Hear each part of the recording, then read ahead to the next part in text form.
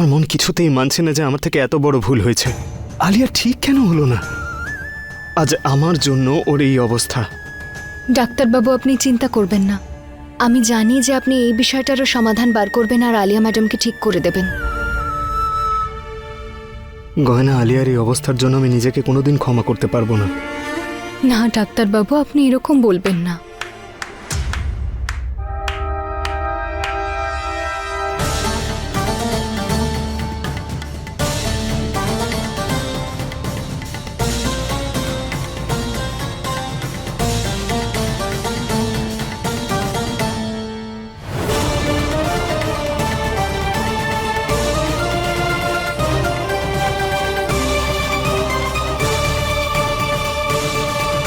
নিজেকে ক্ষমা করতে পারবি না তুই?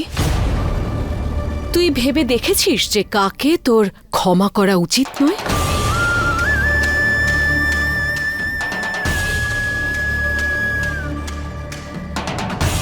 তুমি কি বলতে চাও? আমি এটাই বলতে চাইছি যে আলিয়ার সঙ্গে যে দুর্ঘটনা ঘটেছে তার জন্য নিজেকে তুই দোষী ভাবিস না।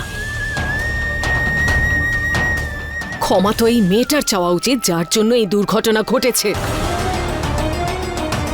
তুই একে পাঠিয়েছিলি আলিয়ার কাছে সত্যি বলার জন্য। তার বদলে এই মেয়েটা আলিয়ার জীবনে দুর্ঘটনা ঘটিয়ে ফেলে।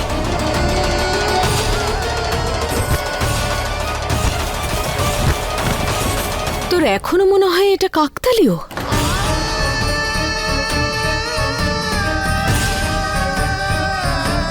মা, আমি সত্যি বলছি, আমি এমন কিচ্ছু করিনি। আর আমার মনে আছে যে আমি গিজার বন্ধ করে। আর একটাও কথা বলবি না।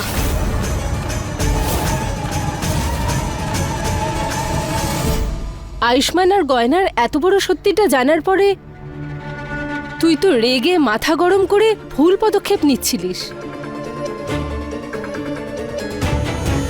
আয়ুষ্মান এত বড় সত্যি আমার কাছে লুকিয়েছে, এত দিন ধরে আমাকে ঠকিয়েছে। ও কি করে করতে পারে আমার সঙ্গে এটাও? আমি না এক্ষুনি গিয়ে ওর পরিবারের সমস্ত লোকেদের সব সত্যি কথা বলে দিচ্ছি যে গয়না আর আয়ুষ্মানের জোর করে বিয়ে দেওয়া হয়েছে। আমি এক্ষুনি গিয়ে বলবো ওই গয়নাকে তুমি মেরে ফেলবো। আমি যাবো না মা, আমাকে যেতে দাও। আলিয়া চুপ কর। ছাড়ো মা, আলিয়া শান্ত হ। আমার কথাটা শোন। আরে তুই যদি সবাইকে এই বিয়ের কথাটা বলে দিস, হতে পারে বাধ্য হয়েও সবাইকে এই বিয়েটা মেনে নিতে হবে। আরে পুরনো চিন্তাধারার মানুষেরা একবার বিয়ে হয়ে গেছে মানে বিয়ে হয়ে গেছে। আর আয়ুষ্মানের কি ভরসা? এতে তোর আর আয়ুষ্মানের মধ্যে প্রবলেম হতে পারে। আর তুই চাস কোনো প্রবলেম হোক? না না না মা, আয়ুষ্মান আমার, আমি ওকে হারাতে পারবো না। ও আমার, আমি ওকে হারাতে পারবো না। মা, এই জন্য আমি যা বলছি, যেভাবে বলছি তুই সেরকমই কর।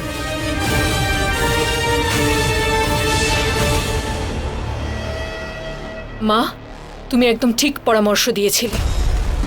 যবে থেকে আমার অ্যাক্সিডেন্ট হয়েছে আয়ুষ্মানের এত অনুশোচনা হচ্ছে যে ও চাইলেও নিজের পরিবারের লোকেদের নিজের জোর করে হওয়া বিয়ের ব্যাপারে বলতে পারছে না। সত্যি করে বল, তুই জেনে শুনে আলিয়াকে সিঁড়ি থেকে ফেলে দিয়েছিস, তাই না? তুই নিজের সুবিধের জন্য আয়ুষ্মানের হবু স্ত্রীকে জেনে শুনে কষ্ট দিয়েছিস। আজ শুধু তোর জন্য আমার ছেলে মনের দিক থেকে ভেঙে গেছে, নিজেকে দোষী ভাবছে।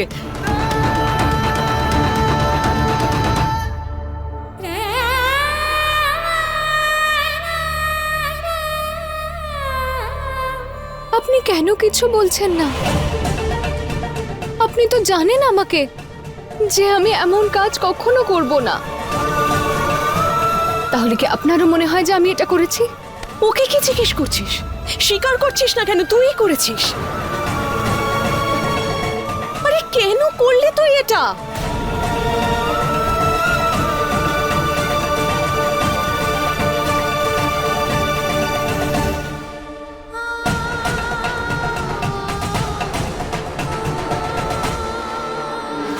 আর এখন তো উল্টে গয়নাকেই সবাই দোষী ভাবছে যে ও সিঁড়ি থেকে আমায় ফেলে দিয়েছে, যেখানে সত্যিটা হলো এটা যে আমি ওই সিঁড়ি থেকে নিজে পড়েছিলাম। আরে আপনি শুনছেন না কেন? আমার দরকারি কথা আছে আপনার সঙ্গে।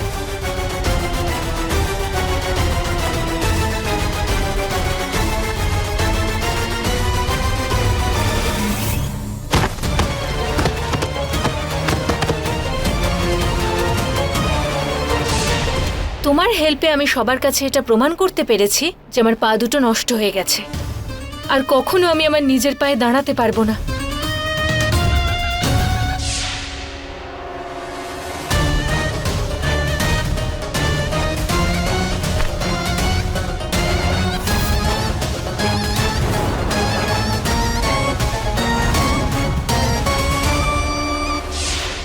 গয়নাকে এই পরিবারে এখন আর কেউ পছন্দ করে না, বিশেষ করে তোর সাথে যেটা হয়েছে। এরপরে তো সবার চক্ষুশূল হয়ে গেছে। ওই গয়নাকে মিথ্যেবাদী আর দায়িত্বজ্ঞানহীন প্রমাণ করার জন্য আমাকে যা কিছু করতে হবে না আমি করব। ওই মেয়েটা আমার সঙ্গে যা করেছে তারপরে আমার ইচ্ছে করে যে ওর গলাটাই টিপে দিই, তাতে আমাকে নিজেকে যতবার ইচ্ছে পোড়াতে হোক না কেন আমি পোড়াবো।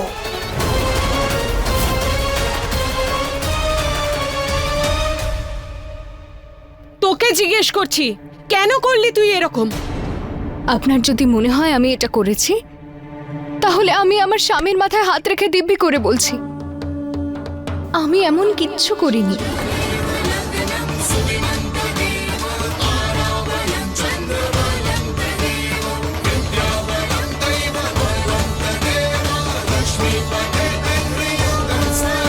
হাতটা সরা।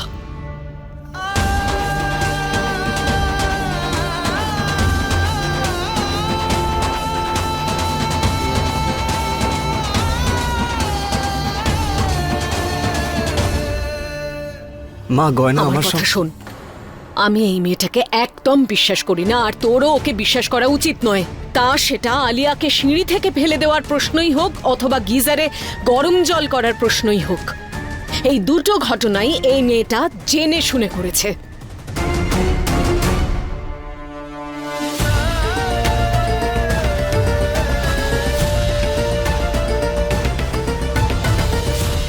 তোকে এখন খুব বেশি সাবধানে থাকতে হবে। পরিবারের সবাই মনে করে যে গয়না তোকে জেনে শুনে সিঁড়ি থেকে ধাক্কা দিয়েছে, কিন্তু জানি না কেন আমার এখনো মনে হচ্ছে যে আয়ুষ্মান সেটা মনে করে না।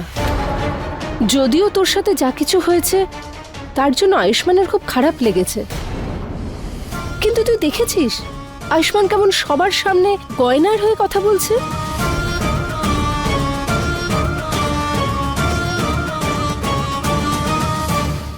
হসপিটাল থেকে আলিয়ার এই ওষুধগুলো এসছে, ওর ঘরে গিয়ে দিয়ে আসি।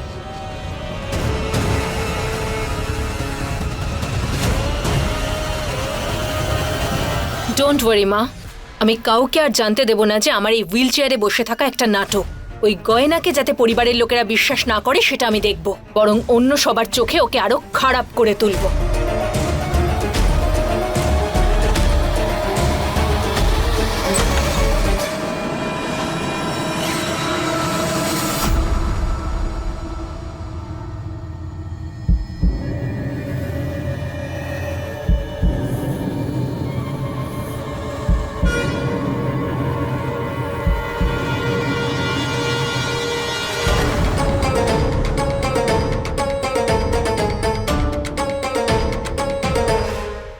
আরে আপনি,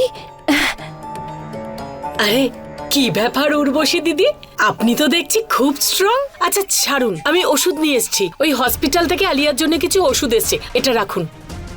ঠিক আছে। আমি আসছি মা, ঠিক আছে?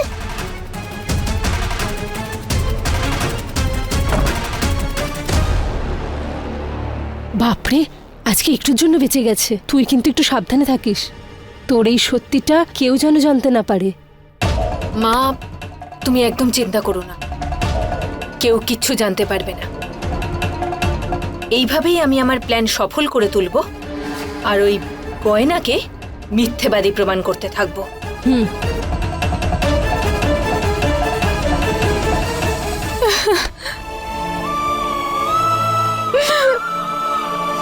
আপনি কিছু বলছেন না কেন? কমলা মা এত অভিযোগ করলেন আমার ওপর, কিন্তু ডাক্তারবাবু একবারও আমার পাশে দাঁড়ালেন না, কিচ্ছু বললেন না। ওনার কি একটু বিশ্বাস নেই আমার ওপর? এতটাই খারাপ আমি?